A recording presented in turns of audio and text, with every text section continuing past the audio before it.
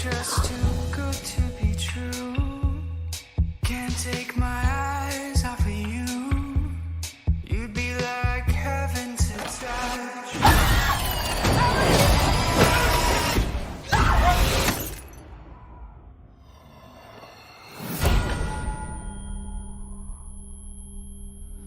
You're just too good to be true. For the past 2 years, a masked maniac known as the Hard-Eyes Killer has stalked, hunted, and brutally slain couples on Valentine's Day.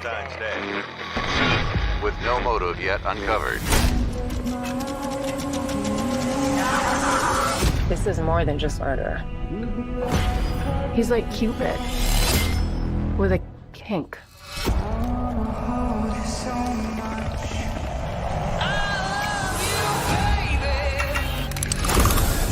We're being chased by a fucking serial killer.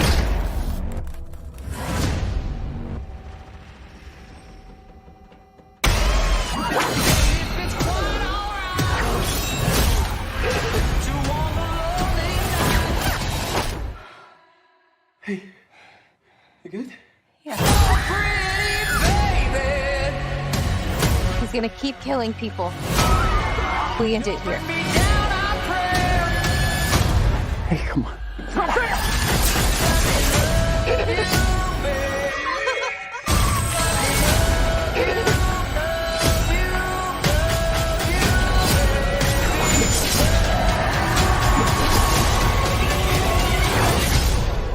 Happy Valentine's Day. Happy V-Day! Get killed, all right? What was... Why would he say that?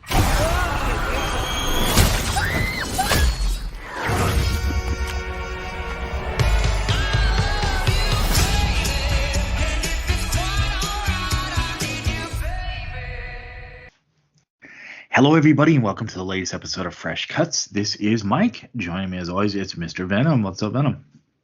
Greetings and salutations, single people on Valentine's Day. And I'm sure there's a lot of those out there. I haven't been single on a Valentine's Day in over 30 years, but I'm one of the lucky ones. So how the hell you doing, Mike? I'm doing pretty well.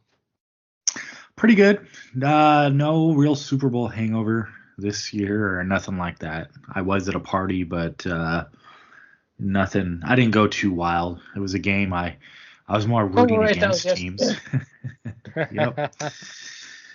More rooting against teams than rooting for any particular team this year. So it is what it is. But we're back on another Monday. Also with us, it's Don and Nelly chiming in with his lack of concern with sports. How you doing, Don? Yeah, what's going on? Always happy to be here. Yeah, I had a howling marathon, so I had more important matters to contend with.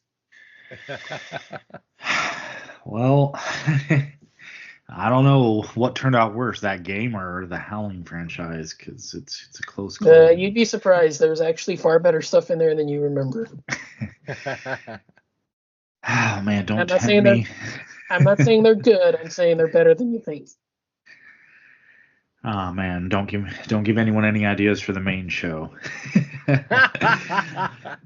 All right. So I think at the end of the last episode, we didn't realize that Heart Eyes actually came out this previous week. I think we thought at that time it was the next week. So we are indeed doing Heart Eyes for this episode.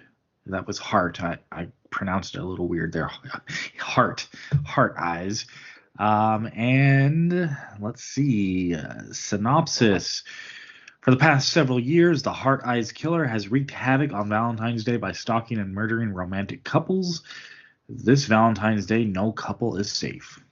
Well, I would have assumed no Valentine's Day were they safe, but this one in particular, okay.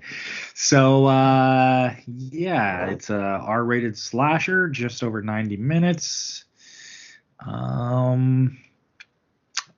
Yeah, I guess we'll start with general thoughts on Heart Eyes. So, Venom, tell us what you thought of Heart Eyes.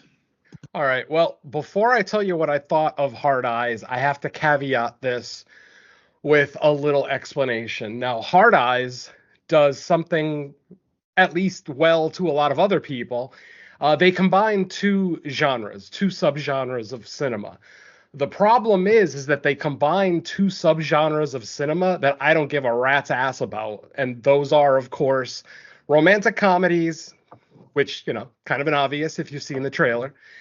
And then the other one is that influx, that post-Scream influx of late 90s and early 2000s youth-oriented slashers. Now, I've said it before and I'll say it again. I like Scream and I appreciate Scream for everything that it did for the genre, for bringing millennials out to the theater in the mid-90s when horror wasn't doing the numbers it was used to in the 80s. So, like I said, I'll give Scream all the credit in the world for what it did, and I'll even admit that I do like it. It's a damn good movie.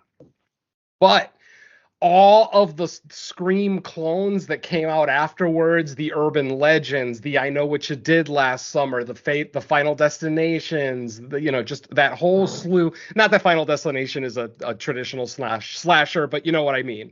I'm lumping it into this late 90s, early 2000s lump of slashers. And these movies did nothing for me. What you guys have to understand is I'm an old fart. I am not a 90s kid. I am an 80s kid. And this movie, to me, looks like something that was tailor-made for 90s kids who got their indoctrination into horror through Scream and those post-Scream slashers that came out. So, after having said all of that, I can finally give my opinion on Hard Eyes. I fucking hated this movie. I hated every fucking second of this movie. I will fully admit that there are some great kills in this movie. About the only thing that I found watchable about this movie for me were the kills. But this movie is not objectively bad. I recognize the fact that this movie is not for me. This movie was not made for me.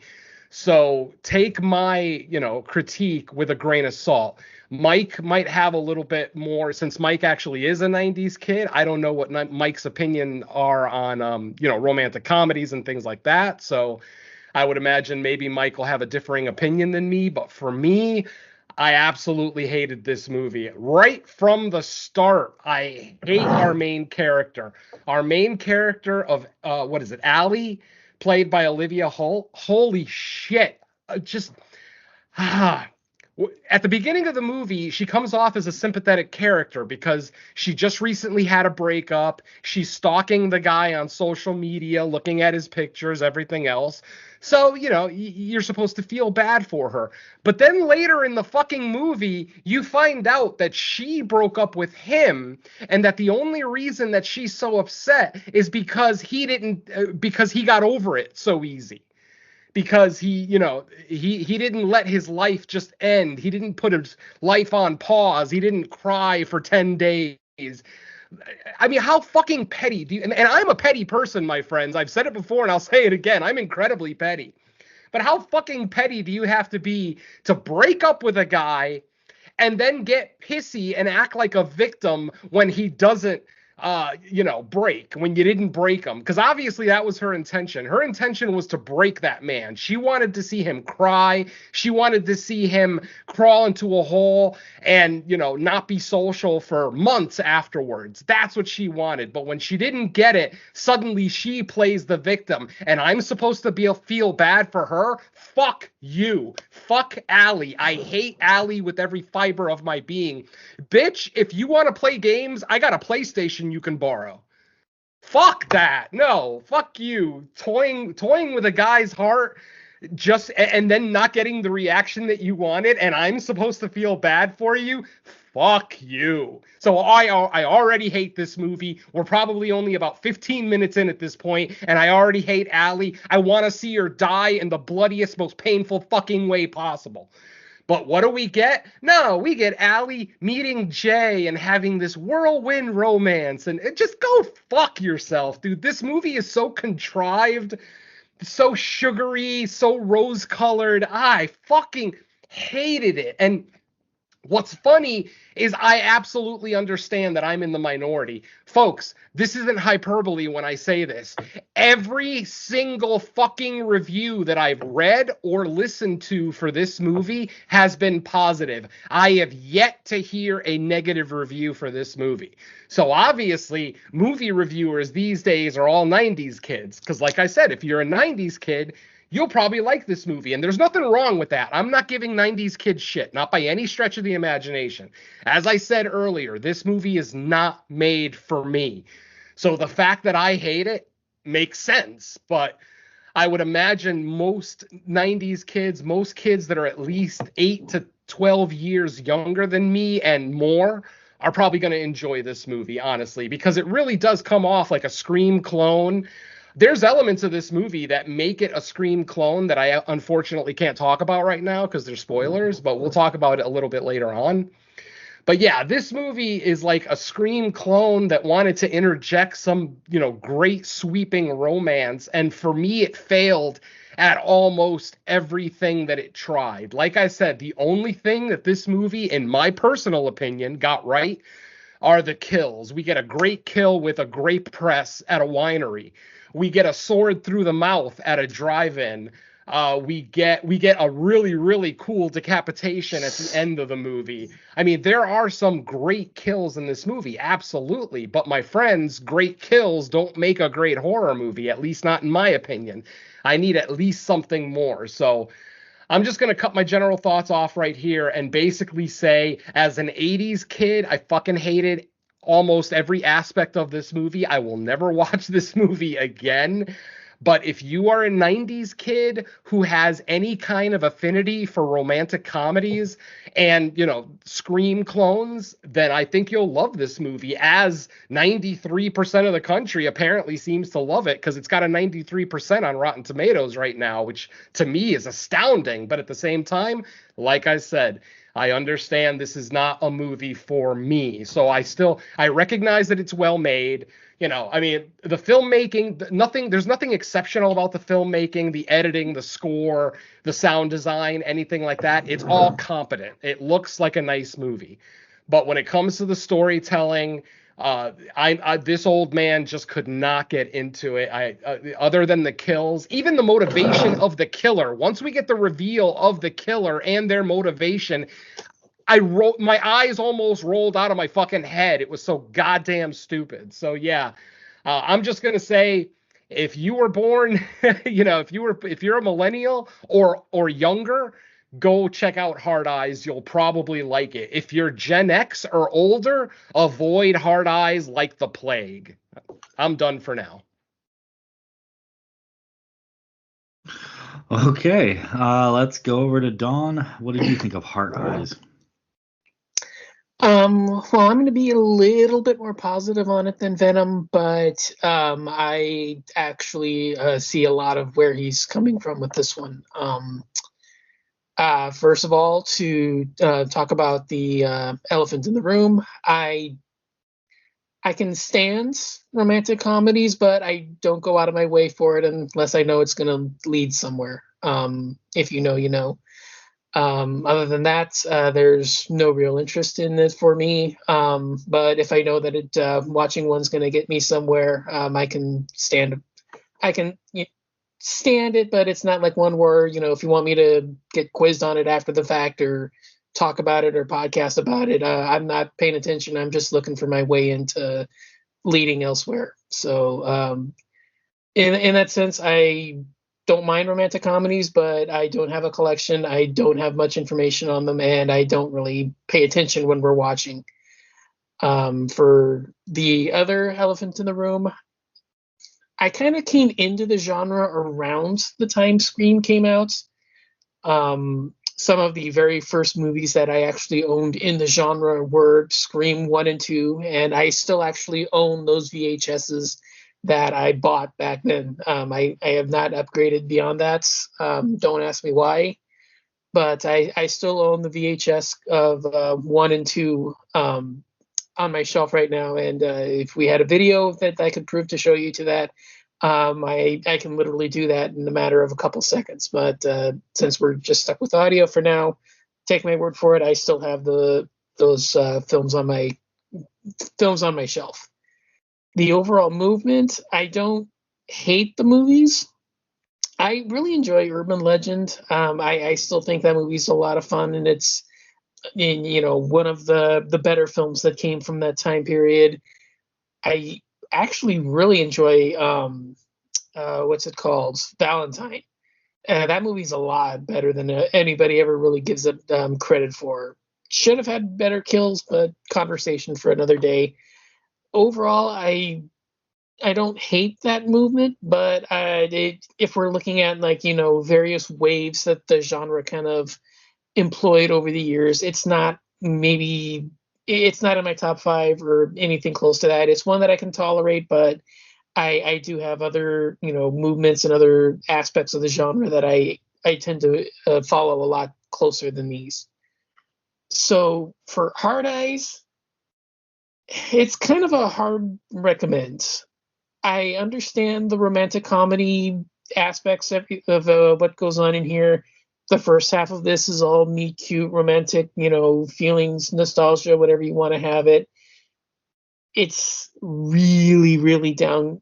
It really gets knocked down a lot by the fact that they are absolutely vapid and horrible people that I don't care at all about. And yeah, Venom is completely right on. Oh God, he just said her name. Abby, Allie, Yep. Allie. Yeah. Okay. Yeah. She was a flaming cunt. I completely agree on everything about her. She just absolutely. I don't understand why anybody would want to give her a second date. I mean, she's kind of hot enough that you'd want to ask up, but then once you've listened to her for 5 minutes, yeah, you're looking to bang her and leave her. So, yeah, there's not a whole lot of intrigue on that front. I kind of admire the setup. I do like the way that it kind of allows for the introduction of the killer, and I do enjoy the ways that they're trying to figure him out. The kills themselves aren't bad. I mean, yeah, we've just gotten Terrifier within the last year. So, I mean, yeah, of course it's not going to compare to that, but they're decent enough for what we're getting in this kind of a movie. The stalking scenes aren't terrible. A few of them do have some kind of, I wouldn't say that they're, genuinely suspenseful or chilling, but there is an attempt there to it. Kind of follows along the same kind of scenes that we'd see in those late 90s teen slashers. It's just really, really difficult to get into this one just because the first half of this one, we're introduced to one of the most hateable main characters in the genre from the past few years. And I completely get where Venom's coming from this because, yeah, she is an absolutely, unbearably uncomfortable main presence that we're supposed to be following. And a lot of it is based on, her and the new relationship, which does really drag the film down. It does pick up once we get the killer in, but I mean, again, Venom kind of hit the nail on the head.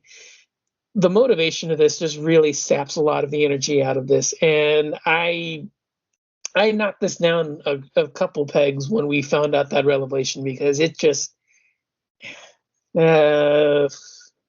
that's kind of a spoiler, like you said, so we'll leave it at that. But yeah, just the way we get the revelation, I didn't care for it. It just really sucks the energy out of the film.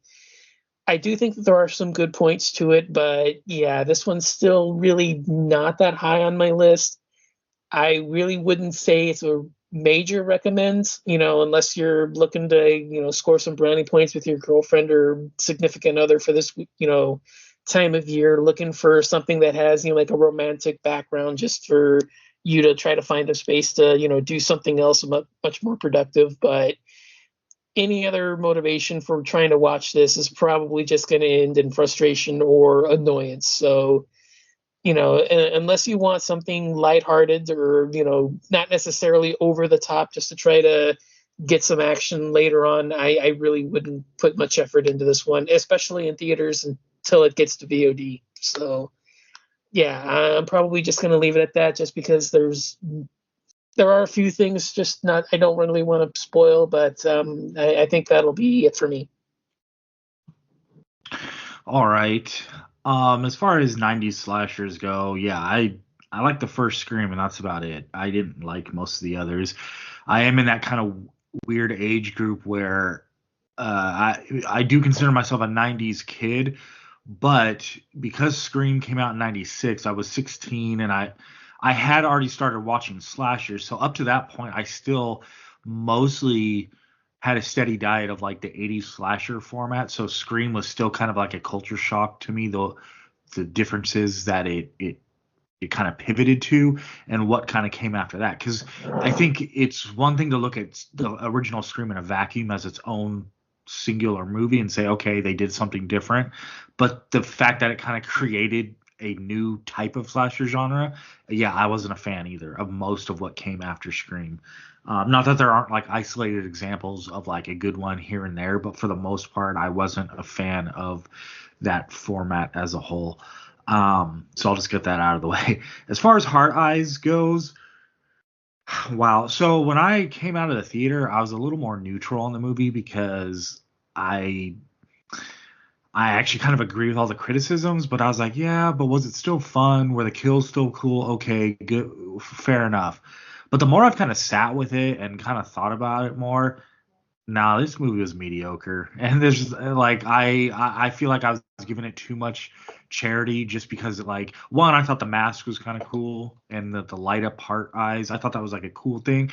And I thought some of the kills were decent, but like other than that, like I thought like for one, I thought the first act was a straight slog. It was like Lifetime channel level rom com. And when it comes to rom coms as a genre, it's not a go-to genre for me just because I think so many of them they're just too basic in like the story. They're just too paint by numbers. Now that's not, but there are some that like they try to do a little more than just your very basic stuff that I can get with, but generally speaking, it's not a genre I flock to. So the fact that like for the first 30 plus minutes of this movie, other than I think the cold opening, but after the cold opening, like the next 30 minutes was like just another lame, boring setup between. I didn't think they had any chemistry as like a would-be couple or whatever they were trying to be.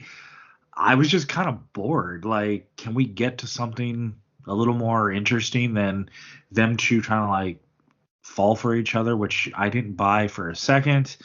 Um, this was like the whodunit elements in this. Like, I understand in most whodunit slashers you're gonna have red herrings, but I feel like this one had zero effort, and then they just drop who the killers are at the end, and then you think back to like what you saw from the killer throughout the movie, and they're like, there's just no way. There's no way it could have been that killer. Like, oh man, maybe I already said too much, but a little bit. But trying to be ambiguous, like if you just match what was going on from the Heart Eyes killer with the reveal, you're like, no, no, I'm sorry. It almost it takes some of the worst aspects of like who sometimes is revealed as Ghostface in some of the Scream sequels when you like look at what Ghostface was doing throughout the movie and you're like, no, it's just ridiculous. Now you're treating us like a fool.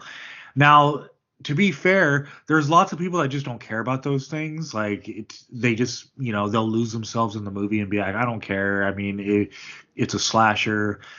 I don't really care who's under the mask. Give me some cool kills. And if that's like the metric for what you find an entertaining movie, you'll probably like it more than I did. But for me, there just wasn't enough there outside of like a few kills to get me to endorse the movie. I maybe give it like because it's February and it's somewhat of a holiday theme. I guess you can go see it because of that. Maybe a date movie, but then again, like I'm probably not the demographic for this type of movie anyway. Like a young, early 20s rom-com, like Venom said, or I don't know if it was specifically stated already, but this felt more like a rom-com that happened to have a killer in it than like a horror movie with like a rom-com theme. And to me, that was like it was like the wrong ratio. And what else can I say? It was cool seeing Jordana Brewster again. She definitely older now, but she still looks like herself. What else? Was that the boss? Like the The boss lady? sheriff boss, yeah. Oh, the sheriff boss. I'm okay. I'm thinking about the company boss. The cunt. Oh yeah, yeah. No, I'll have a lot to say about her later on. Go ahead. yeah. What else can I? Because like, man, I'm even starting to lose the details because I just was not interested afterwards. But I mean, I guess that's probably it because I actually am kind of pretty much on board with everything Venom said. I just think this was like, and I'm actually kind of shocked now that I've now once I saw it, and then I looked back at like all the positive like reviews it got. I'm like, I don't know, but I also think that's a byproduct of the slasher genre. I think there's a lot of people out there that just love slasher movies over like horror in general. Like it's not that they're not also still horror fans of like the genre, but I've noticed with like slasher movies, the bar for like what it needs to be considered entertaining seems to be so much lower. It's like if there's someone walking around killing people, it's automatically going to be like good to them. So maybe that, because I didn't read full on reviews because I didn't want to get spoiled, but I just saw like headlines of like things. So I was kind of shocked at like how mediocre I found it to be. But hey, that's how it happens sometimes. So yeah, I didn't really like this movie. So go ahead, Venom, back to you. Yeah, man, some of the reviews are calling this like the new classic modern slasher, or calling Hard Eyes a new horror icon. It's like, no, I don't think so. I mean, maybe, like I said, if you're a 90s kid and you're going to keep supporting these movies, then I guess. But I just, as I'm watching it, I'm like, no. I can't deal with it. And same, this movie has a lot of the same continuity issues that Scream 5 has, which I can't even really point those out because that's a little bit of a spoiler too. But if you guys remember our review for Scream 5 and you remember the one major issue that I had with it, you're going to know one of the major issues I have with this one too. So, man. I'm laughing already. I know where you're going. Yeah, just this fucking, oh God, this goddamn movie. Anyway, I'm going to turn it over to my co-host to see if they have any last minute stuff to talk about before we get into the walkthrough. Gentlemen? Yeah, you're good. Yeah, you're good. All right. Well, our movie opens up with a proposal scene. We see a man and a woman, Patrick and I forget the name. Oh, Adeline. Adeline and Patrick. We see that Patrick is about to propose to Adeline, but then he kind of messes up one of the lines, and we see that Adeline is actually mouthing the words, almost like she wrote the proposal. So obviously, this is a girl, and she even says it at one point that she's been dreaming about her proposal day her whole life and that it has to go perfect and blah, blah, blah. We actually get a mildly funny, when Patrick flubs that line, we actually, he keeps going. He finishes the proposal, but then as soon as he's done with the proposal, he puts the ring on Adeline's finger. They get a phone call from Nico, and Nico is their photographer, and he basically says, "I'm sorry, there was a sun flare and I missed the shot." So literally, these two are proposing this, and my friends, they are on like a beautiful cliffside with like an altar set up. I mean, yeah, this woman is going to be a major bridezilla, assuming she made it to her wedding, but let's find out. So, after it's discovered that Nico didn't get the shot, Patrick is forced to re-propose to Adeline. They have to do the whole thing over again so that Nico can get the shot. Just as Nico is about to take the shot, we see him get stabbed through his camera. Literally, we see someone take like a big long hunting knife, go through the lens of the camera into Nico's face, pretty much killing him instantly. At that point, Patrick calls Nico on his cell phone to ask him, "Okay, did you get the shot the second time?" But of course, Nico is dead. The Hard Eyes Killers answers the phone, and he just kind of, is breathing on the phone. Out of nowhere, a fucking bolt from a what do you call it, a crossbow, comes flying into Patrick's face, literally impaling his head and killing him instantly. Then Adeline turns around and sees that there's the killer, a big hulking beast of a human being, with the cool hard eyes, mask that we've seen in the trailer. She ends up trying to run away. In her infinite wisdom, she ends up trying to hide inside of a grape press. I forgot to mention that they're at a winery. They decided to do the proposal in the orchard of the winery, which is why the background setting is so nice. So, like I said, she decides to hide inside of a grape press. Obviously, in modern times, people don't stomp grapes with their feet. They're using machines to, press the grapes and get the juice out of there. Once the Hard Eyes killer realizes that she is hiding inside of the grape press, he turns the press on and we get the first pretty cool kill of the movie. It is CGI, but it still looks pretty decent. We basically see the two ends of the press start to come closer and closer to Adeline, until eventually we see Adeline's head get squished. We actually see one of her eyes pop out very briefly for like a split second, and then it's just blood. The whole thing is just covered with blood. So, first kill is not too bad. Patrick's arrow to the head was pretty cool. Nico getting stabbed in the face through his camera kind of shows you how strong this Hard Eyes killer is. And that's the end of our cold open. After our cold open, we get a newsreel footage letting us know that the Hard Eyes killer has actually already been active for 3 years. 2 years ago, he had a crime spree in Boston where he killed like a dozen or more, couples. Again, the Hard Eyes killer only targets couples, at least to their knowledge at this point. And then the year before our movie takes place, there was a killing spree in Philadelphia. So when our movie opens after the cold open, it's Valentine's Day, and basically news outlets are like, where's the Hard Eyes killer going to strike this time? Well, he strikes in Seattle, which is kind of interesting because isn't Sleepless in Seattle considered one of the greatest rom-coms ever? I found it kind of interesting that this took place in Seattle. So yeah, go figure. Not that I've seen the movie, mind you. I don't know that I've ever seen a romantic comedy. And that's not hyperbole, my friends. I genuinely don't think I've ever watched a romantic comedy. I'll have to think about it later, but as of right now, I can't think of one I've ever watched. So anyway, excuse me. It turns out, like I said, that we're in Seattle, and the news reports start coming in about the murder of the couple and the photographer at the winery. And it's now been established that, the Hard Eyes killer is in Seattle. So now the police start putting out posts and telling the public, try not to go out. Especially if you're in a couple, if you're actually, with your significant other, maybe stay home. Don't go out. Of course, people don't listen, and more people end up getting killed throughout the movie. I'm not going to go over every single kill scene, especially if they're not main characters. So let's move on. This is where we meet Allie. Allie is a pitch designer. She's like a marketing rep for a jewelry company.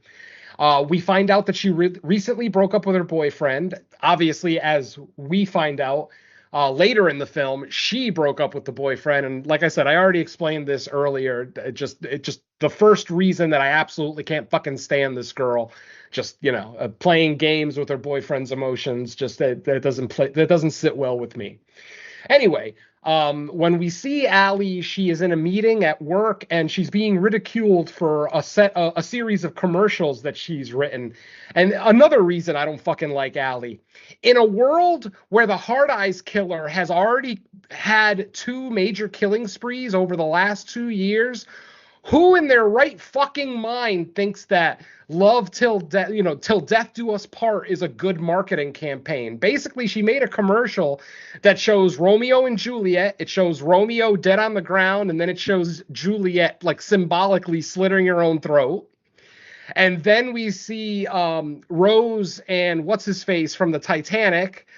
We see them up at the bow doing the King of the World thing, and then, hanging on the door at the end of the movie right before Jack, I think is his name. Another movie I've never seen. Sorry, folks. Never seen Titanic. And then the last part of the commercial is Bonnie and Clyde, and we see them basically just getting mowed down by the police. So literally, she created an ad campaign that says, till death do us part, or love never dies. I can't remember the exact text in it, but yeah, in a world where the Hard Eyes Killer has already killed for 2 years in a row, this dumbass broad thought that this was a good marketing campaign. Even more reason for me to hate this woman. Fucking decision making. Awful decision making. Okay, anyway. Her boss, Crystal, orders her to work with another designer, a guy named Jay Simmons. As it turns out, Allie and Jay actually had an encounter. They had a meet cute at a coffee shop before this meeting took place, where it turns out they both ordered the exact same coffee, which, is that a thing? Do people find love at Starbucks because somebody else ordered the exact same coffee as them? That seems so contrived to me. Like, of all the things that you want your partner to have, the fact that they drink the same coffee as you just seems really petty and stupid. But again, well, I whatever. date someone because she took the same McDonald's order as me. So I can say that is something that I've used as a first date. Well, thank you for correcting me. I'll take it. Awesome. All right. So, like I said, they had their little meet cute at the coffee shop, but Allie, like I said, since she just got off the breakup with her boyfriend, doesn't ask the guy his name or get his number or anything. But then later that day at the meeting, she finds out that the guy that she met at the coffee shop is Jay Simmons. He is this marketing wonderkind, I guess, that the boss lady that Crystal brought in. By the way, folks, I haven't even talked about Crystal yet. Holy fuck. I wanted to strangle this woman in every fucking scene that she was in. I hated her with a passion. She literally threatened her employee with death. I'm not exaggerating. She literally threatened her employee with death. I'm like, what the fuck is going on here? I fucking dare a supervisor to try to call me out in a public meeting like that. Watch how quick I put them in their fucking place. The funny thing is that 20-somethings seem to think that losing your job is the end of the fucking world. My friends, I've been unemployed for 14 months now. I assure you, losing your job is not the end of the world. All the 20-somethings out there that are just getting out of college and are so concerned about their job, I assure you, self-esteem is way fucking more important than employment. So, for fuck's sake, have some self-esteem. Just more reason for me to hate Allie, because she's a wishy-washy little spineless little worm of a human being.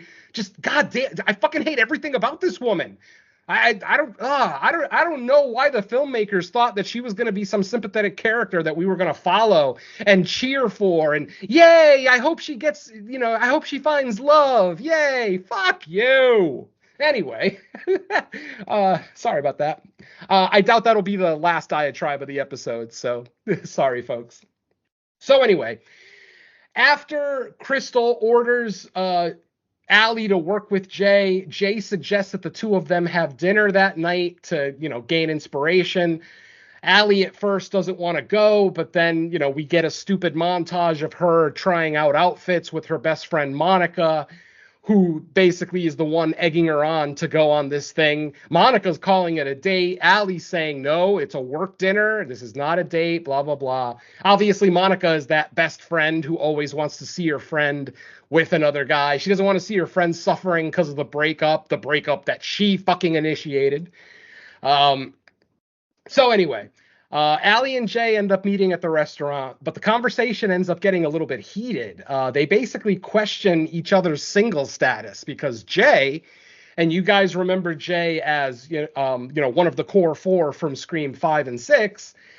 Jay's a pretty attractive dude. He's chiseled. He's got an 8-pack. He's in great shape. He's attractive. He's funny. He's smart, blah, blah, blah.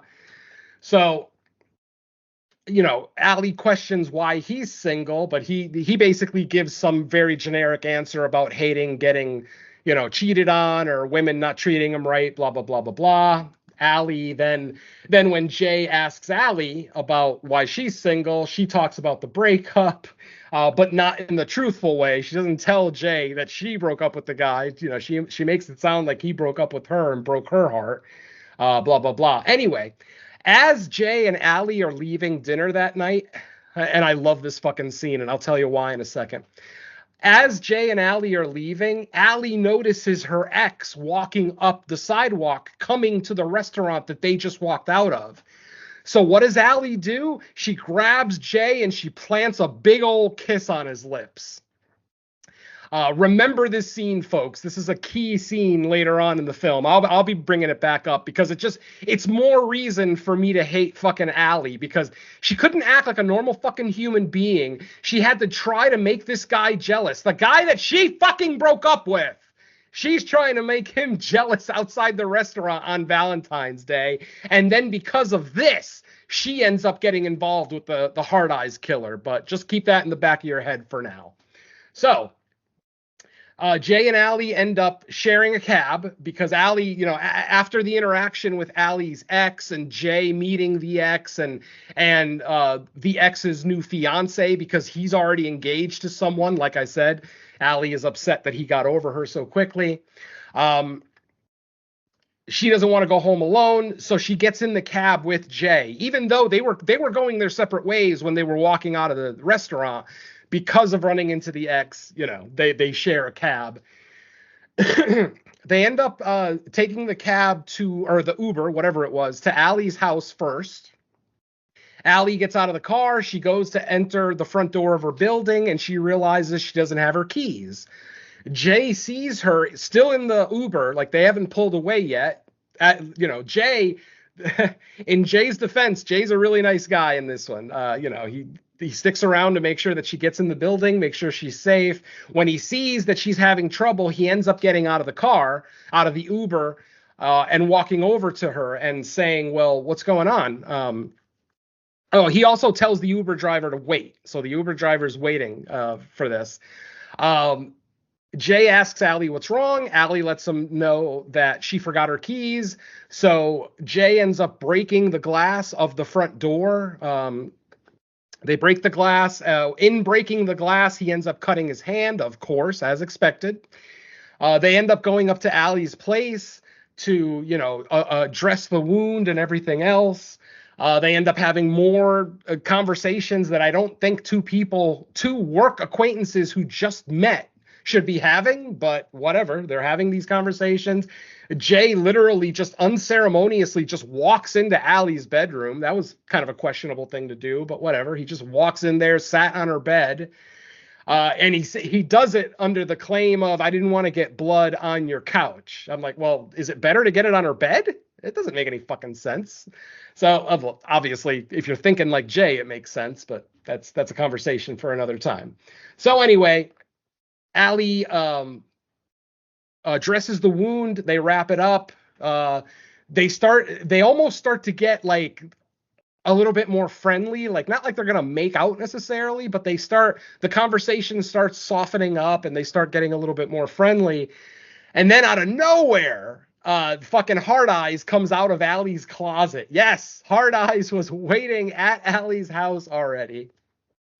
Hard Eyes goes to attack, misses everything, he does end up stabbing Jay once, very superficially, just a very superficial wound, nothing major, to go along with his cut hand from breaking the glass open.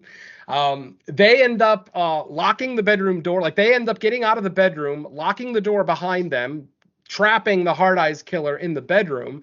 But then, of course, the Hard Eyes killer stabs his knife through the door. Allie and Jay end up leaving the building. Their Uber driver is still outside waiting for them. They start to tell the driver, start the car, we gotta go. They start running towards the car, and then wham, a bolt from a fucking crossbow comes flying by them right into the face of the Uber driver. Literally, he kills the Uber driver so that they can't get away. They end up, giving chase, blah, blah, blah. Let's see. They end up going to I want to say a carnival type thing. I remember a Ferris wheel or something. But basically, they end up, they're still running away from Hard Eyes. Hard Eyes is chasing them through this amusement park. Right, because there is a scene on the carousel where Allie tries to hide on the carousel, but then the Hard Eyes killer turns the carousel on and cranks up the speed, turns it all the way up. So Eventually, Allie and the killer have a little bit of a hand-to-hand fight on the carousel. She ends up getting the better of Hard Eyes, knocking him off the carousel. She then runs off the carousel and runs away. In the process of doing all this, Jay ends up getting knocked out. Like the Hard Eyes killer ends up knocking Jay out and literally is about to stab Jay, about to kill him, but Allie basically gets the killer's attention, and the killer starts chasing after Allie. Later on, after the police arrive, Jay accuses Allie of ditching her, which she actually admits, yeah, I guess I did kind of do that. I mean, and ultimately, who could blame her? I mean, this is a guy that she just met that day. What, is she supposed to risk her life for a work acquaintance that she just met that day? I mean, that's probably the most realistic thing Allie does in the whole fucking movie. And then she's given shit for it. So after all that, they end up arresting Jay, because what ends up happening is after Allie gets away from the Hard Eyes killer, the killer goes back to Jay, who is still unconscious on the ground, and puts the Hard Eyes mask on Jay and puts a knife in his hand. And so that when the police find Jay knocked out, he's wearing the Hard Eyes mask and holding a knife that has blood on it. So, of course, Jay is arrested. Allie and Jay are then taken to the police station. At the police station, Allie meets Shaw and Hobbs. And yeah, folks, she actually does make a joke about that. She's like, wait, Hobbs and Shaw, like the movie? What the fuck the filmmakers were thinking about putting those names in there? Like it was some kind of funny meta joke is beyond me, but I don't know. I just the mere fact that those two. I think cops it's the same writers. Oh, is it? Okay. I think it's the same writers. It's still dumb. The connective tissue still seems silly. I don't like it, but whatever. Anyway, so like I said, at the police station, she meets Detective Shaw, who's a female, a fairly attractive middle-aged woman, a MILF, if you will. And then Hobbs, who's played by Devon Sawa, of course, who, we all know from multiple genre efforts over the years. So Shaw and Hobbs are basically, they're interviewing Jay. Allie is in the lobby telling the police officer behind the counter that Jay is absolutely not the killer. We were both attacked. Why won't anybody listen to me? Why is no one taking me at my word? Blah, blah, blah. Eventually, Shaw comes out, talks to Allie, starts asking Allie very accusational questions, like thinking that she might be a part of it, that the whole Hard Eyes thing might not be one killer, but an actual, conspiracy of multiple killers. Eventually, with all the back and forth, the power goes out at the police station. Power is out. Allie's freaking out. Hobbs, the male cop, goes back to where Jay is to make sure that he doesn't try to escape. So he's staying in that room. And then Shaw is basically just going around trying to figure out what's going on with the lights. Eventually, we do see the Hard Eyes killer come in. Hard Eyes ends up impaling the cop that was behind the counter on a flagpole. Again, showing the strength of Hard Eyes, which I'm gonna have some issues with that at the end, but again, we'll get to it. Literally impales this cop with a flagpole, lifts her off the ground, and this woman wasn't skinny, my friends. This was an older, slightly larger woman.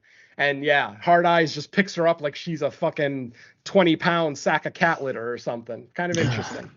But anyway, let's see. After that, while Allie's just before the power went out, while Allie was waiting in the lobby with the desk clerk, she meets a guy named David. And David is the IT guy. He basically works on the computers at the police station. He's the IT guy. Well, while he's there, he actually, he's talking to Allie. And, Allie basically, again, for like the 50th time says, me and Jay are not in a relationship. That's like the running gag throughout the movie. We're not a couple. We're not a couple. It gets insipid by halfway through the movie, but whatever. You got to deal with it for the whole movie.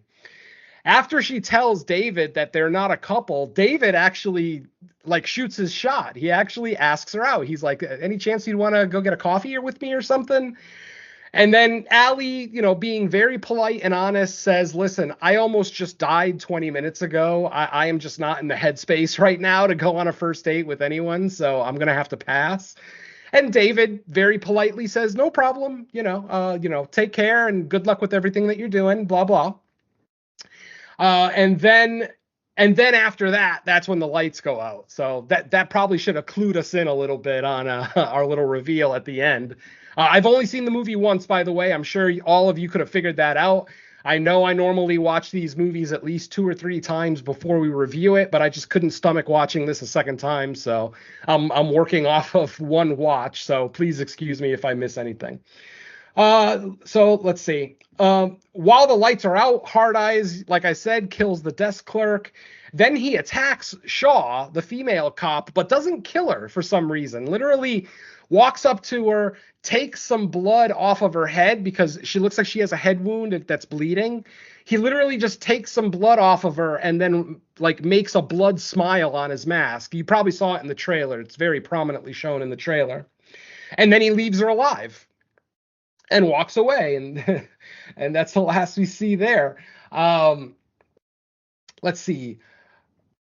Eventually, they're able to get Jay, because Jay obviously is in an interrogation room, and he's in there with Hobbs. Hobbs eventually leaves the room to go see what's going on. Of course, Hard Eyes kills Hobbs unceremoniously. And Hard Eyes then walks into the room that Jay is shackled to the table on. They're in one of those interrogation rooms. Jay is obviously shackled to the table, as is the norm. And, we get this little closed area scene with Jay and the killer kind of going back and forth. Eventually, we hear a gunshot come from the two-way glass, the glass on the other side of the interrogation room. Suddenly, the glass shatters, and it's Allie. She's got a gun. And, oh, God, even more reason for me to hate this girl. She has Hard Eyes no more than 10 to 12 feet in front of her. Feet, not meters. Literally 10 to 12 feet in front of her. She empties the fucking clip. I'm not exaggerating, folks. She literally empties the clip and misses every goddamn shot. You can actually see the bullet holes on the wall in the shape of a person where she missed every single shot. It just, holy shit. I could not get over. Listen, I understand if you've never fired a gun before, it's not the easiest thing to do. But the guy was 10 feet in front of you, and you emptied the clip. It's not like you shot it once and dropped the gun because the kickback was so bad, and, you're just this skinny little girl who can't handle, a big gun. No, she emptied the fucking clip, which means she can handle the gun. She just aims like shit. So, yeah, even more reason to hate this little spineless little shit. Anyway,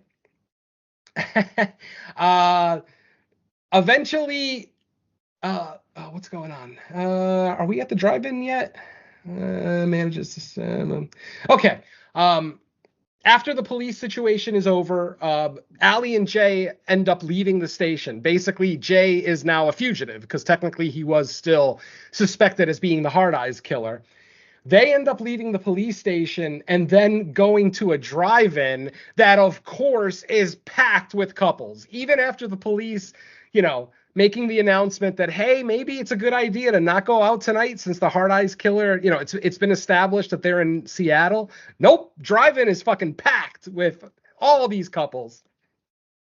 And this is where we get a great scene here with like a siege at the drive-in. Basically, Hard Eyes just kills anybody who gets in his way, even whether they're trying to stop him or not, because nobody actually thinks he's Hard Eyes. Everybody thinks that it's cosplay. People are like, oh, cool costume, dude, or, whatever, because that's in great taste, dressing up like Hard Eyes on Valentine's Day. Oh, yeah. Very, very great taste. So like I said, Hard Eyes is killing people left and right. He's not going after people. He's only killing them if they get in his way. One guy just says hello to him, and Hard Eyes stabs him in the belly with a machete. Kind of interesting. Eventually, Allie and Jay find a van at the drive-in that's not locked. It looks like there's nobody in the van. There's nobody in the front seat, the driver's seat, or the passenger seat, and it's unlocked. So they decide, okay, let's get in here. They get in the van. Jay is in the driver's seat, Allie's in the passenger seat. They recline the seats all the way back so that nobody outside the van can see them. But then they start hearing very familiar squishing sounds. And yeah, it turns out there's a couple in the back of the van actually currently having sex, fairly loud sex too. It actually gets kind of comical. They just get louder and louder. Jay and Allie are trying to tell the couple, shut up, Hard Eyes is here. Don't make any noise. He's here and he's killing people. They obviously are a couple of hippies. They're obviously stoners they're very hippie like. And they're basically, they think it's role play. They're like, oh, we love role play. Yeah, honey, let's have sex quietly because the Hard Eyes killer might hear us. They think it's all a game, role play. Allie and Jay know that it's real. Eventually, Hard Eyes walks by the front of the van that they're hiding in. He doesn't see them right away, or at least we don't think he sees them right away. He ends up walking past the van. But then suddenly, as the two hippies in the back are getting louder and louder with their sex they're having, suddenly the back door opens up. The girl gets pulled out and stabbed. The guy gets a fucking medieval sword through the mouth. Literally, he's impaled through the mouth with like King Arthur's sword. I don't know where Hard Eyes got this sword. I think that he must have gotten it from the church that they were using as a base. But yeah, literally stabs this hippie, the male, through the mouth with the sword, and what was a pretty good looking kill. Allie and Jay they leave the van, they run away. Again, they think they're far enough away from Hard Eyes that they kind of regroup, and they're like, okay, we need to find a weapon. And they're like, well, I don't have any weapons. Do you have any weapons? No. But then they realize that the hippie got impaled on that sword, so they go back to the van. They collectively, like together, they pull out the sword. I mean, I don't know if they were trying to emulate, King Arthur and the Sword and the Stone or whatever, but that's kind of what it looked like, because the camera was close tight on their hands as they both grabbed the sword and pulled it out of the hippie's mouth. Eventually, Hard Eyes shows up again. They get into a confrontation, a little bit of a battle, and eventually Jay is able to stab Hard Eyes with the sword from the back, killing Hard Eyes. He basically falls over and dies. Now, at this point, I looked at my clock and I'm like, wait a minute, we're only an hour into this movie. How the hell could this be the end? Well, my friends, because it's not the fucking end. That night, after everything is done, Hard Eyes is dead. They pull the mask off him. They don't recognize who it is. Like, nobody recognizes, like, they even say, who the fuck is that?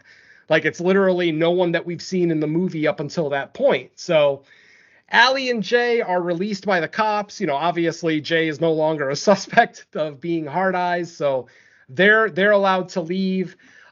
Jay obviously is not from this city. I forgot to mention that Jay is like a freelance marketing guy, so he kind of bounces from city to city. During his interrogation, Shaw actually mentions to him, weren't you in Philadelphia last year, right around the time of the murders? And then weren't you in Boston 2 years ago, again, right around the time of the murders?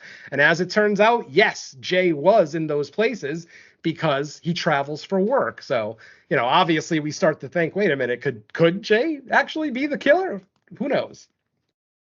So after the whole, fiasco at the drive-in, Shaw offers Jay a ride home. She's actually been acting like she's kind of smitten with him. Obviously Jay being much younger than her, but yeah, she's basically been giving him, fuck me eyes for part of the movie. She offers to give Jay a ride home. Jay takes it. Jay and Allie say their goodbyes, which are supposed to be their permanent goodbyes, because Jay is leaving the next morning on a flight to go to his next assignment. He's literally only here in Seattle for 24 hours to work for Crystal on the marketing campaign that Allie fucked up. So after Allie gets home, she calls Monica, and in talking to Monica, she realizes that she actually is in love with Jay. Monica basically convinces her that, yes, I see the way you look at him. You know, you could say you're not a couple until you're blue in the face, but I see your eyes. Your eyes can't lie to me. And that's when Allie makes the realization of, oh shit, I actually do love Jay. So then we get, oh God, another staple of romantic comedies. We get Allie rushing to the airport to hopefully stop Jay before he leaves. Excuse me, folks. Unfortunately, while she's at the airport looking for Jay, she ends up getting a phone call from Hard Eyes. Yes, another Hard Eyes, basically. And the message on the phone basically says, we have Jay. If you ever want to see him alive again, come to this church. If you don't come alone, we'll kill him instantly. You know, blah, blah, blah. The standard, you know, kidnapping standoff situation. So she ends up going to the church. She sees Jay tied up in a chair up on the altar, and she starts to walk up towards the altar, and then Hard Eyes appears. And we see Hard Eyes, and you know, Allie tries to plead with him to let Jay go, again saying, we're not a couple, we're not a goddamn couple. And then Hard Eyes takes his mask off, and guess what, folks? It's fucking David, the IT guy. The guy that we literally met for 30 seconds earlier in the movie. He's fucking Hard Eyes. We literally see him, basically standing behind Jay with the crossbow, basically ready to kill Jay. And then suddenly we hear a female voice come from behind the altar. At first, I thought it was Crystal. I thought it was the boss. And I'm like, holy shit, that would make sense that she literally threatened to kill Allie earlier in the movie. But no, as it turns out, the female voice that we hear is Detective Shaw. Yes, my friends, Hard Eyes is a conspiracy. It is a group effort. It's Scream 5, 6, whatever, Scream 1, Jesus, how many Screams had multiple killers?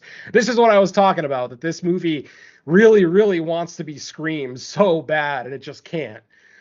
So like I said, we get the reveal, and then we don't even get that good of an explanation as to why they're doing this. It's basically just a disgust for love and, you know, people with, you know, public displays of affection and blah, blah, blah. Even though these two are very obviously in love, they fucking make out right on the altar as Allie is on the ground crying, begging for Jay's life. Shaw and David are up on the altar fucking making out. So it's like, this doesn't make any sense. You're killing happy couples, but you yourself are a happy couple. I don't fucking get it. So yeah, somebody will have to explain to me what their motivation was, because I don't get it. So anyway, and as it turns out, they are married. David and Detective Hobbs are married. There was a plot point. There was a MacGuffin in the movie of a wedding ring with the initials JS on it, which was another reason the cops thought that Jay was the killer, because Jay's full name is Jay Simmons. So the initials JS on a wedding band. But as it turns out, Jay's like, I'm not married. That can't possibly be my wedding band. I'm not married. But of course, the cops are using it as another reason to hold him. As it turns out, JS are actually Lieutenant Shaw's initials, or Detective Shaw, excuse me. So literally, it was her own wedding band that she planted on the scene to frame Jay, which, I don't know. I don't think it sounds that clever. I don't know. You tell me. Is it clever? I don't think it is, but No, whatever. it's stupid. Yeah, it's stupid. Thank you. Of course, they end up giving Allie an ultimatum. They say, okay, you keep saying that you're not a couple. Well, prove it to us. Take this gun, and if you don't love Jay, if you have no emotions for him at all, then kill him and we'll let you leave. We'll let you walk out of here scot-free, which obviously they would never do, because Allie now knows that Detective Hobbs is one of the Hard Eye killers. So obviously they're not going to let her out, but that's what they tell her. Then they tell her the other alternative is, if you actually do love Jay, if you actually care about him, then kill yourself and we'll let him go. So if you actually do believe in love and true love, kill yourself and we'll let Jay go. Or if you have no feeling for this guy whatsoever, kill him and we'll let you go. That's the ultimatum that Allie is presented with. Personally, I'm sitting there like, why would they give this woman a loaded weapon? Like, why not just shoot at the killers? That's what I'm thinking. I'm thinking there, but again, it's established earlier that Allie is a terrible shot, so maybe that's why they trusted her in giving her a gun and standing far enough away from her to know that she would miss. But what she ends up doing is she ends up shooting Jay, but she ends up shooting Jay in the shoulder, in the opposite side of where his heart is. So on his right shoulder, she ends up shooting him. The bullet ends up going right through Jay's shoulder and hits Detective Hobbs in the stomach. Or Shaw, excuse me, Detective Shaw in the stomach. She has now been shot, and David is like freaking out, like, what the fuck? I'll kill you. In a struggle between David and Jay is able to pull one of his bolts out of his belt. I've been saying bolts. Hopefully you guys know that the ammo in a crossbow is called a bolt, not an arrow. They look like arrows. They're not called arrows. They're called bolts. Anybody who watches The Walking Dead should remember that whole conversation with Daryl. But anyway, Jay, in the struggle with David, ends up pulling out one of his bolts, and these bolts that he was using are actually retractable. Like, they have a button on them that makes them expand so that David can keep more of them in his ammo belt. So he pulls them out, then hits a button to expand it, then puts it into the crossbow and shoots them. Jay takes one of these bows, puts it right up against David's head, and then hits the button on the end, expanding it, and literally going through Dave's face. It goes through one of his eyes and out his nose. It's actually a pretty cool effect. I was pretty impressed with that. Dave starts freaking out. He ends up falling. He ends up knocking over the altar that has all the candles on it. You know, if you've ever been in a Catholic church, you know, there's the table with all the candles on it. He ends up knocking that over, and all of the candle wax, all the melted candle wax starts falling on him, almost making him look like, I don't know, like the radioactive guy from RoboCop or something. Like he literally, like, his flesh is melting or something. Then we end up going back to Allie and Shaw. Allie and Shaw are having their little, one-on-one battle. Eventually, Allie ends up getting the upper hand, ends up stabbing Shaw in the midsection. And then when Shaw makes one last-ditch effort to attack Allie, Allie pushes her up against a statue of Saint Valentine. And basically there's a sword protruding from the statue of Saint Valentine. Allie pushes, what the fuck's her name? Hobbs, ends up pushing Hobbs up against the sword, but rather than impaling her through her chest or stomach, she impales her through the neck. And the thing is that when Allie pushed Hobbs up against the statue, she actually lifted her off the ground very slightly, like maybe an inch or two, so that when she got impaled, or when she got impaled on the sword through the neck, her feet are barely touching the ground. So Hobbs is there struggling. Eventually, her body falls to the ground with no head attached to it. The camera goes back up to the statue, showing Hobbs' head up on the St. Valentine statue, right next to St. Valentine's severed head. For those who don't know, St. Valentine was decapitated. Again, look it up. It's a long story. But literally, it's a cool shot of, Hobbs' severed head right next to the statue of St. Valentine's severed head. And that's pretty much the end of our film. We do end up getting a mid-credits scene where it's a year later. It's 1 year later. And Allie and Jay are together. They are now engaged to be married. Obviously, Allie got the happy ending that I say she absolutely did not deserve. And they're at the drive-in. They're actually at the drive-in where they had the massacre the year before. And Jay even makes a comment like, isn't this weird that we're at the drive-in where all this happened a year later? Like, this doesn't feel weird to you? And, Allie's like, nah, no big deal. It's not, but then they get a phone call. And yes, we hear that familiar voice. We hear the voice of Hard Eyes on the phone, basically giving them like a roses are red, violets are blue type poem. I don't remember what the whole poem was. But basically then the voice changes and it's Monica. It's Allie's best friend, Monica. It was just Monica fucking with them, which again, more of these amazingly tasteless jokes. Like these two people almost died at the hands of Hard Eyes, and you think it's funny to prank call them as Hard Eyes? Like, wow, with friends like that, ... So after basically the camera then goes to Monica, who's also at the drive-in, and it turns out she's taking the proposal image because Allie actually proposes to Jay. Jay actually asks Allie to move in with her. Like, that was his big announcement for the night. But then Allie pulls out a ring and proposes to Jay. Monica, of course, got the shot. But then as Monica is talking to Allie on the phone cuts off. Very similar to how the phone cut off during our cold open. If you remember Patrick and Adeline at the cold open, when they were talking to Nico on the phone, asking if he had gotten the shot, the phone cut off, suddenly out of nowhere. We get the exact same type of cutoff at the end of this scene. So, is Hard Eyes still alive? Did Hard Eyes just kill Jay and Allie at the drive-in? Or should I say a copycat Hard Eyes? Because obviously the original Hard Eyes are all done.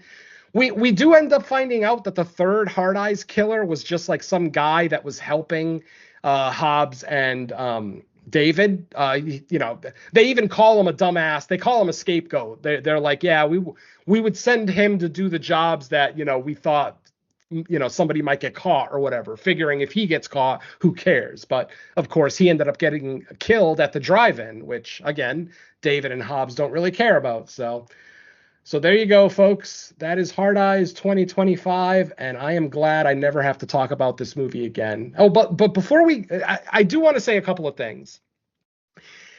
I fucking love the fact that Allie got herself in this situation, because do you remember when we were talking about the dinner scene when Jay and Allie are leaving the restaurant and she sees her ex walking up to the restaurant? As it turns out, Allie's ex and his fiance were the next target of Hard Eyes. Literally, we actually even get a flashback scene showing Hard Eyes stalking the fiance, Allie's ex and his fiance.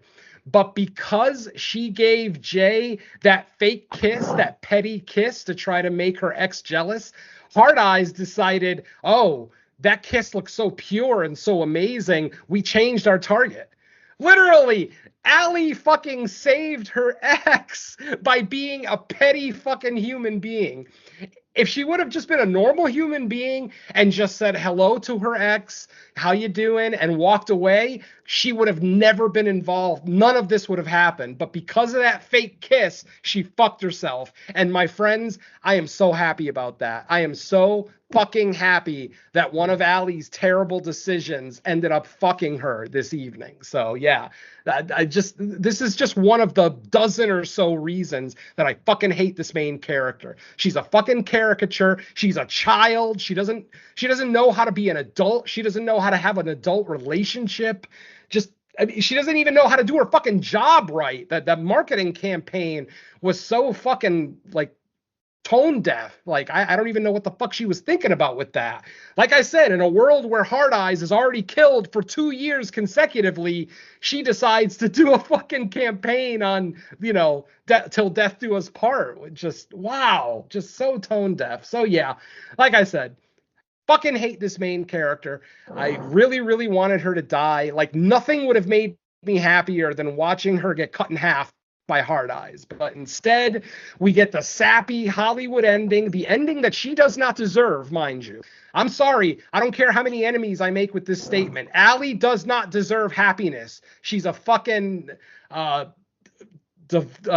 just deceitful, playing games with her ex, being petty, being a wishy-washy, spineless little shit. Like, she's just not a likable human being in any way, shape, or form.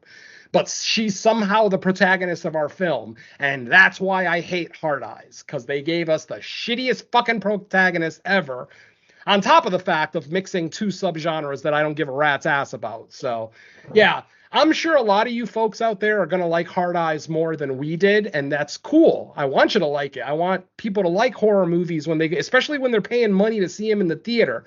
I want to see things like 93% Rotten Tomatoes. But like I said, I just can't get behind this movie. It's made for 90s kids. If you're a 90s kid, run out and watch Hard Eyes. I'm sure you'll love it. You'll probably find it fun as hell, especially if you're a younger millennial, like maybe under 40, under 38. You might end up liking this one a lot more, especially if it speaks to your sensibilities from the late 90s, early 2000s. So, no, I'd say 25 to 35 would be the best age. Yeah, I'll go with that. Absolutely. I don't even know if it's for 90s kids at this point, unless they're going through nostalgia. To me, this is like for Gen Z that wants to see what a 90s kid saw. Because, I'm a 90s kid, and I'm in my mid-40s, and I didn't feel like this movie was for me at all. So. Well, yeah, like I said, if you're a 90s kid and you like romantic comedies and, the Scream style of slasher, this movie's tailor-made for you. But that's the problem, is that it has to be a very specific, it has to be like the perfect storm for someone to really like this. If you are still into the same things you were when you were like a teenager, because I'm not. Well, I can't say I'm not into anything I was as a teenager, but like there's definitely things I look back on that I liked that I'm like, okay, there was a time and place I liked it for whatever reasons, but watching it like well into adulthood, you see like a lot of the flaws that you kind of overlooked. Yeah. But that's neither here or there. Exactly. Yeah. I'd be curious to see what Lacey Lou thought of this, because as I'm watching this movie, as I'm watching it, I kept thinking this seems like something Lacey would like. Lacey likes romantic comedies. Yeah, she likes those romantic holiday movies, those Lifetime and Hallmark. I can look her up. Give me a second, I can look her up. Why do you think she liked it? Because it's a low rent Scream. I wouldn't go that far, but yeah. No, you're right. I'm not saying you're wrong. I'm just saying I don't want to speak for Lacey. I can. Give me a few minutes. I'm almost there. But she's into like the whodunit slashers with like young, good-looking cast that like there's just a bunch of like convoluted nonsense going on. It's not, and I'm not saying that's like the only type of slasher Lacey's into. She likes other stuff, sure. Of course. But like she is like the kind of 90s. I don't even know if I would call her a 90s kid, because I think she's more like a maybe late 90s, 2000s kid. Because I think she's okay. Here we go. I'm looking at her post right now. Movie number 39, Hard Eyes. This one is fun, similar in tone to Thanksgiving, Bride of Chucky, and a little bit of urban legend. Def a good time. Pretty high body count too. It's a recommend for me. I'm literally looking at her post right now. I think associating with Thanksgiving is an insult to Thanksgiving. Oh, absolutely. Yeah. As I said when we talked about Thanksgiving, it's the first Eli Roth movie I actually fucking like. So comparing this to Thanksgiving is a little bit of a misnomer. I see what she's going with, the holiday horror thing, the holiday slasher thing. But yeah, quality wise, I don't think it's anywhere near. Thanksgiving was one of my favorite slashers of last year, or of 2 years ago. So I'd probably say it's the best one since the 20s. I'll go with that. I think the main issue with this one for me is like it if you're like a big fan of the Scream movies, you can see elements of Scream in here, but to me it takes like the worst qualities from like the most mid Scream sequels, and that's what this movie produces. It's kind of like a nothing there story. It feels like a forced romance that I don't buy for a second, and the reveal of who the killers are. Okay, it's someone who is on screen for a scene, and then you have the police captain, and when you have the explanation of like their motivation, I'm just like, what? And then you look back, okay, these people were that physically imposing. Like, come Oh, on. right. Yeah, that's right. So what's funny is that at the end of the movie, they actually talk about who killed who, very similar to Scream 5. And if you guys remember, I had a major issue with Dewey's death in Scream 5 because supposedly it was the girl that killed Dewey, but Ghostface literally stabbed Dewey and lifted him off the fucking ground. You're telling me that 104-pound girl lifted David Arquette off the fucking ground? Bullshit. And now I'm going to call bullshit again on this movie, the scene with the flagpole kill. Literally, they impale that cop. And like I already said, this is an older woman who wasn't skinny. She was a larger lady. Impales her and then lifts her off the fucking ground and puts the flagpole back up in the upright position. It doesn't seem like either of these two people are strong enough to do that. Definitely not the girl. Definitely not the guy that died at the drive-in, because he was the smallest of the three. Like, I'll at least give Hobbs credit. She was a tall, statuesque woman, Jordana Brewster. But the toady guy, the one that they killed at the drive-in, like, he was like shorter than all of them. So who killed the cop at the police station? I gotta figure it was David, but I can't even assume David could do that. I mean, does anybody know how almost physically impossible it is to lift another human being off the ground by only using a flagpole? I mean, the flagpole might give out before they even get the person up off the ground, for that matter, since flagpoles weren't meant to hold up that much weight. So, and again, I'm interjecting logic into a slasher, which I know I'm not supposed to do. I understand that, but I'm an old fart, guys. I'm an old horror fan. And when I see a movie like this getting universal praise, I got to cut it down, because I don't understand why it's getting so much praise. Like I said, I understand it's not for me and that it's made for a whole nother sect of horror fans and movie fans in general. But goddamn, literally, we are the first negative review I've heard for this movie. I have not heard one negative review for this movie. So, like I said, that just makes me believe that all critics on the internet are 90s kids. Like, there's no Gen Xers doing movie reviews anymore, which kind of makes me sad. I'm done, Mike. Go ahead. Shut me up before I keep going. All right. Well, yeah. Maybe we'll get some angry feedback on this one, which is fine. I enjoy reading it anyway. But, oh, yeah. I'll bring it. Oh, all you 90s kids out there that love this movie, hell yeah. Hit us up. Tell us why we're wrong. I'll give you my email address. My email address is mrvenompodcasts@gmail.com. Podcasts, plural. So Mr. Venom Podcasts, all one word, @gmail.com. I beg you, write me and tell me why I'm wrong about this movie. I just want to know. There you go. Yeah, so that's going to wrap up our discussion on Hard Eyes, our glowing review of Hard Eyes, and glowing like the eyes of the mask of Hard Eyes. There you go.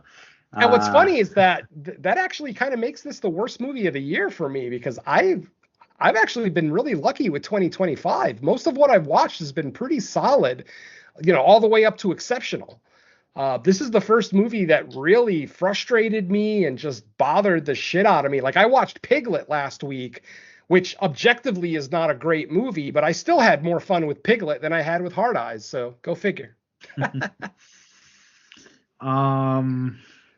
Yeah, so what do we got coming out, Venom? What's out there for people? Nothing in theaters. We're going to have to go to VOD this week because we got The Monkey on February 21st, but we have no horror opening the weekend of Valentine's Day. I think there's a Marvel movie. Yeah, the new Captain America movie opens this weekend. I know there's a couple things already on Shudder, but also Elric Kane's movie that I think it's The Dead Thing or Dead Things comes out Friday. That thing's even less of that thing's an absolutely slog. It is not a horror film at all. Oh, awesome. Okay. I saw that last year. That thing is not a horror film at all. That thing is even more of a romantic relationship drama than this thing was. I love it. All right. Well, anyways, we're not making the decision right now anyway. So we'll figure it out and make a decision for next week. And then, like Venom said the week following that is The Monkey, which is one I'm looking forward to. So hopefully, yeah. But what else new do you have, Venom? Anything? All right, for people to I listen actually to? got a couple things to talk about that are actually available as we speak. Latest episode of No More Room in Hell presents Creature Comforts. That's episode number 34 is available as we speak. On that one, we took a look at Batman, The Doom That Came to Gotham as one of our first animated features on the show. Very Lovecraftian, lots of tentacles and crazy mutated monsters. So check that one out. And then finally, I was able to finish up the Crystal Lake Gift Shop, episode 6. That has been turned into the network head, and it should be out as you hear this episode. That one should be available as well. For those who don't know, the Crystal Lake Gift Shop is our episode-by-episode retrospective of the original Friday the 13th, the series, which aired from 1987 to 1990. Our current episode is episode 6, which looks at the episode The Great Montero of Friday the 13th, the series. And of course, for those who don't know, and really there shouldn't be very many of you out there, the original Friday the 13th series, the series had nothing to do with Jason Voorhees.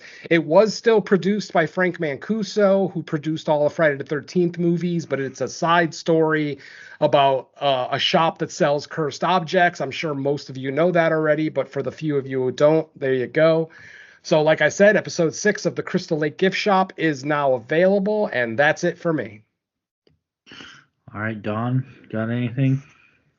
Not much. As mentioned, the latest Creature Comforts. I think we just need the date now for the new one, because I think we've already got everything sorted out for that. Mm-hmm. Yeah, looking forward to getting a new one of that new episode of that one out sooner rather than later. Other than that, the only thing I have left is the upcoming Werewolf Roundtable that I'm supposed to be recording.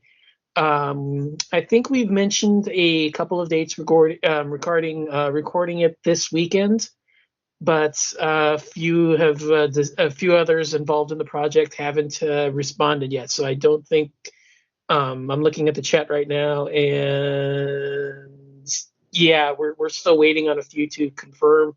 So maybe this upcoming weekend it'll be live. It should be on. I always get this wrong. It's Paranormal: The New Normal on YouTube. They broadcast it on YouTube, Facebook, and several other places.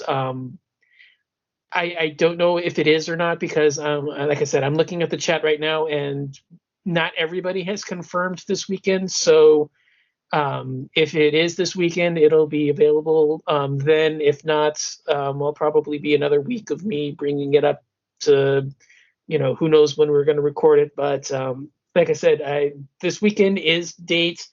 We're just waiting on a few others to confirm. But other than that, that's pretty much it for me. Okay. Yeah, I got nothing that already hasn't been mentioned, so that's going to do it for this episode of Fresh Cuts. We'll be back in a week with our next episode. Thanks for listening. Let's say bye to the listeners. Later. Ladies, if you want to play games, I got a PlayStation you can borrow. Peace.